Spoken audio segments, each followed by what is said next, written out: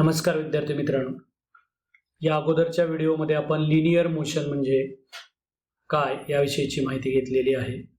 आता एखादा ऑब्जेक्ट जेव्हा लिनियर मोशनमध्ये असतो म्हणजे सरळ रेषेमध्ये गतीत असतो तेव्हा त्याची जी गती आहे ती प्रत्येक वेळेला एकसारखेच असते असं नाही आणि त्याच्यावरून लिनियर मोशनचे दोन इम्पॉर्टंट टाइप्स आहेत ते आपण आजच्या व्हिडिओमध्ये अभ्यासणार आहोत. Compare the motion of soldiers on parade and a girl coming down a slide.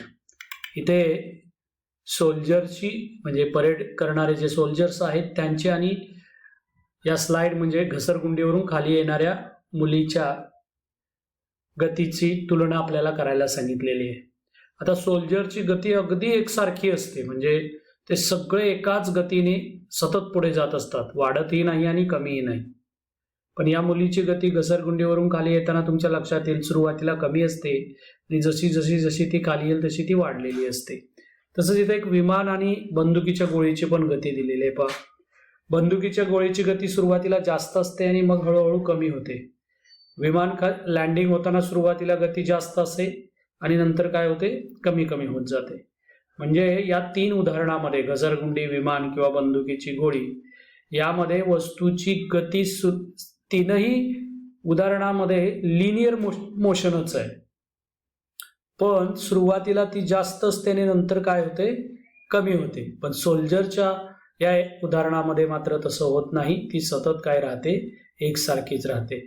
याच्यावरून आपल्या लिनियर मोशनचे दोन महत्वाचे टाइप्स होतात. एक आहे युनिफॉर्म लिनियर मोशन आणि दुसरा आहे नॉन युनिफॉर्म लिनियर मोशन. आता आपण युनिफॉर्म कशाला म्हणायचं आणि नॉन युनिफॉर्म लिनियर मोशन कशाला म्हणायचं याची माहिती घेणार आहोत. आता बघा, the motion of soldiers in a parade is the same. परेडमध्ये परेड करणारे जे सोल्जर्स आहेत त्यांची मोशन कशी आहे, गती कशी आहे, सारखी आहे. During that period not even a slight difference is seen. जेव्हा ते परेड करत असतात तेव्हा त्यांच्या गतीमध्ये अतिशय थोडासा सुद्धा फरक आपल्याला जाणवत नाही. However, the motion of the girl coming down the slide does not appear to be uniform. पण घसरगुंडीवरून खाली येणाऱ्या मुलीची गती एकसारखी असत नाही. The girl comes down faster and faster. मुलगी काय होणार आहे, खाली येताना तिचा गती काय होत जाणार आहे, खाली येताना ती वाढतच जाणार आहे. The speed of her motion goes on increasing continuously. म्हणजे तिचा स्पीड खाली येताना काय होत जाणार आहे, कंटिन्युअस वाढत जाणार आहे, एकसारखा राहणार नाही. म्हणजे ही दोन्ही सुद्धा लिनियर मोशनच आहे, का सरळ रेषेमध्येच असलेल्या गती आहेत, पण त्यांच्या गतीच्या मध्ये डिफरन्स आहे. एक गती वाढत वाढत जाते आणि इथे गती काय होते, स्थिर राहिलेली आहे किंवा स्पीड स्थिर आहे. The motion of the marching soldiers is uniform linear motion. Marching सोल्जरची जी गती आहे ती काय आहे, युनिफॉर्म लिनियर मोशन. म्हणजे ती एका विशिष्ट गतीनेच ते सतत पुढे जात आहे एका सरळ रेषेत आणि म्हणून ती युनिफॉर्म लिनियर मोशन आहे. Because in this motion no change is scene.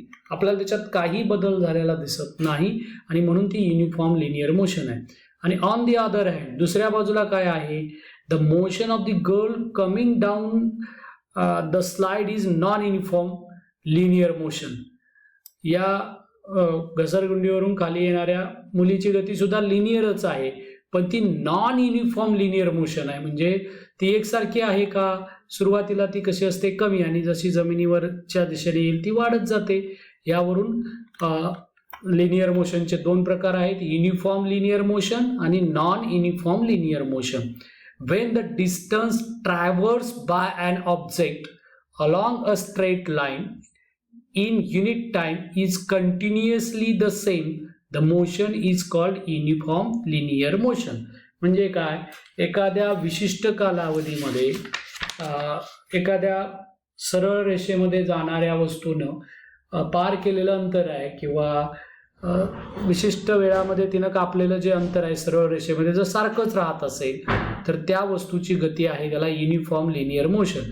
Marching soldiers जे आहेत परेड करणारे त्यांची युनिफॉर्म लिनियर मोशन आहे. आणि जेव्हा when the distance traverse by an object along a straight line in unit time keeps unchanging the motion is called non uniform linear motion. जेव्हा एका विशिष्ट कालावधीमध्ये एखाद्या वस्तूची सरळ रेषेतली गती सरळ रेषेत गती असणाऱ्या किंवा सरळ रेषेमध्ये एखादी वस्तू पुढे जात आहे ती गतिमान आहे पण एका विशिष्ट कालावधीमध्ये तिनं कापलेलं अंतर जर एकसारखं असणार नाही म्हणजे उदाहरणार्थ पहिल्या मिनिटामध्ये 10 मीटर पुढे गेली आणि दुसऱ्या मिनिटामध्ये 12 गेली तिसऱ्यामध्ये 5 मीटर पुढे गेली सरळच रेषेत युनिफॉर्म मोशन नाही ती आणि म्हणून सच type of motion is called non uniform linear motion. या उदाहरणामध्ये मार्चिंग सोल्जर्सची जी गती आहे मोशन आहे ती युनिफॉर्म लिनियर मोशन आहे आणि हे या मुलीची जी गती आहे ती नॉन युनिफॉर्म आहे. एरोप्लेनची किंवा या गन मधले जे गोळी आहे तिची सुद्धा नॉन युनिफॉर्म मोशन आहे म्हणजे नॉन युनिफॉर्म लिनियर मोशन आहे. आता आपण नॉन लिनियर मोशन म्हणजे पहिल्यांदा आपण लिनियर मोशन बघितलंय का सरळ रेषेत जाणाऱ्या त्याचे 2 प्रकार पडतात युनिफॉर्म लिनियर आणि नॉन युनिफॉर्म लिनियर. आता नॉन लिनियर म्हणजे एका रेषेत नसणाऱ्या पण काही गतिमान वस्तू एका रेषेत गतिमान असतात पण एका सरळ रेषेत जात नाहीत अशा पण गतिमान वस्तू असतात ना. म्हणजे बघा हा इथे एक उदाहरण आहे याचे बऱ्याच वेगवेगळे प्रकार आहेत पण आपण थोडे जेवढ्या पुस्तकामध्ये आहे त्याच्यावर इथे एक मुलगी झोपाळ्यावरती झोका घेते आहे बघा. आता the motion of an object that does not move in a straight line is called non linear motion. जेव्हा एका सरळ रेषेत न जाणाऱ्या वस्तूची जी गती आहे म्हणजे गतिमान वस्तू सरळ रेषेत जात नसेल तर तिची जी गती आहे तिला आपण नॉन लिनियर मोशन असं म्हणतो. तिला काय म्हणतो नॉन लिनियर मोशन म्हणजे ती सरळ रेषेतली नाही रेषीय गती नाही तिला नैक रेषीय गती म्हणायचं. आता non linear motion may be of the following types. आता नॉन लिनियर मोशनचे काही प्रकार आहेत किंवा त्याचे काही प्रकार तुम्हाला माहीत सुद्धा आहेत आपण फक्त ते अधिक एक्सप्लेन करण्याचा प्रयत्न करणार आहोत. आता what kind of movement does a swing in a park show. तुम्ही जेव्हा एखाद्या बागेमध्ये जात असाल किंवा झोपाळ्याची हालचाल तुम्ही बघत असाल तेव्हा ती कोणत्या प्रकारची आहे बरं. आता बघा त्याच्यामध्ये काय the swing always comes back from one end to the other end.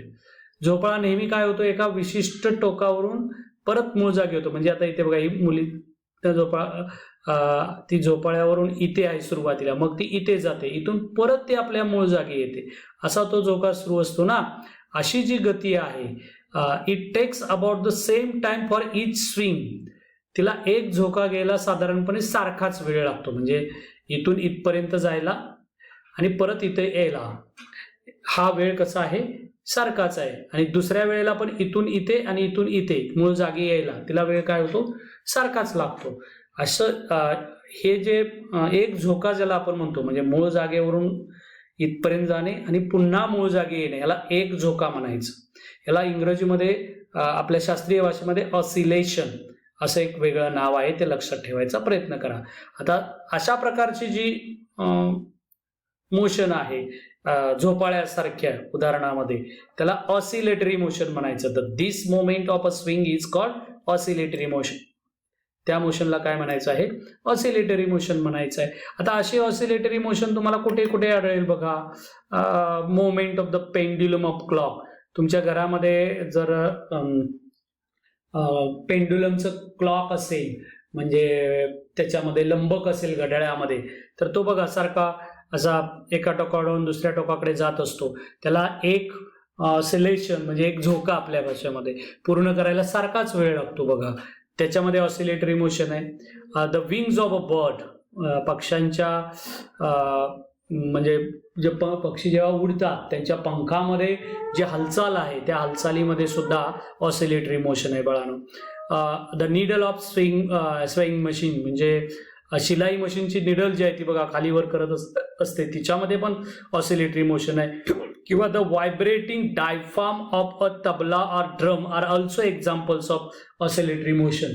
म्हणजे तबला किंवा ढोल वगैरे त्यांचा कंप पावणारा जो पडदा आहे त्याच्यामध्ये सुद्धा ही ऑसिलेटरी मोशन आहे. ऑसिलेटरी मोशन म्हणजे आंदोलित गती.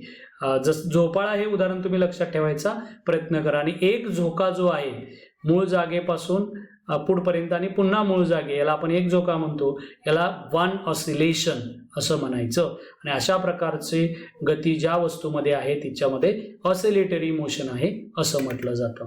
आता आपण the motion of a body that is oscillating, that is swing back and fourth, म्हणजे काय, is called oscillatory motion.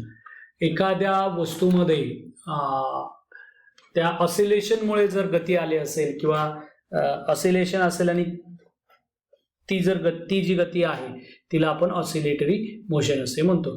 Back and fourth म्हणजे पुढे मागे, ज्याला आपण झोपाळा पुढे मागे होतो की नाही, सुई पुढे मागे होते किंवा पक्ष्यांचे पंख खालीवर होतात, अशा प्रकारची जी गती आहे तिला ऑसिलेटरी मोशन असे म्हणतात. आता इथं ऑब्झर्व अँड डिस्कस असं दिलेलं आहे पहा. इथं examples of non linear motion, non linear मोशनची एक्झाम्पल दिलीत. नॉन लिनियरमध्ये आपण पहिले ऑसिलेटरी मोशन बघितलेली आहे.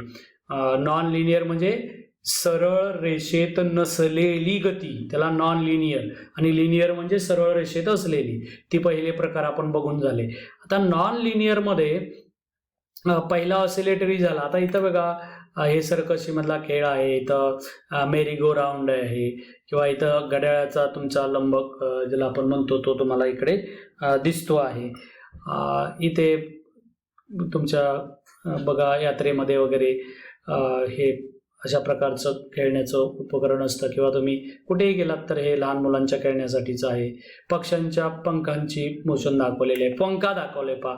इथं हा आहे ना बाळांनो, हवामान खात्यात हे वाऱ्याची दिशा दर्शवणारं हे उपकरण आहे. आणि त्याच्यामध्ये सुद्धा एक ते गोल गोल फिरत असतं वाऱ्याच्या.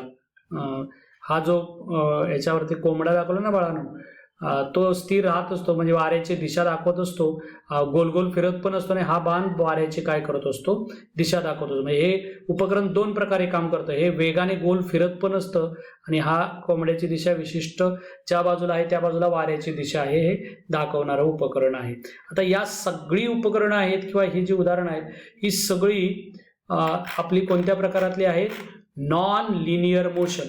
ही काही सरळ रेषेत आहेत का गतिमान वस्तू? हे बघा, या सरळ रेषेत नाही, हा इकडून जातोय हा इकडे जातो आहे किंवा ते परत मागे पुढे होत असतात, आपली जागा बदलत असतात. इथे सुद्धा सरळ रेषेमध्ये नाही, गोल गोल फिरत असतात, पंखा गोल फिरतो, हे पण पेंडुलम ऑसिलेटरी मोशन आहे. आता बघा, the hands of a clock move in a circular manner. घड्याळाचे काटे जे असतात ना, ह्याच्यात दोन प्रकारच्या गती आहेत या घड्याळामध्ये. एक ह्या तुमच्या पेंड्युलमची आहे आणि दुसरी त्याच्यामध्ये असल्यामुळे हँड्स म्हणजे काटे जे आहेत त्याची पण गती असते बघा. ती काटे काय असतात, वर्तुळाकार मार्गाने फिरत असतात. सिमिलरली त्याचप्रमाणे फॅन, जायंट व्हील, हा जायंट व्हील आहे, and a merry go round complete each round along a circular route.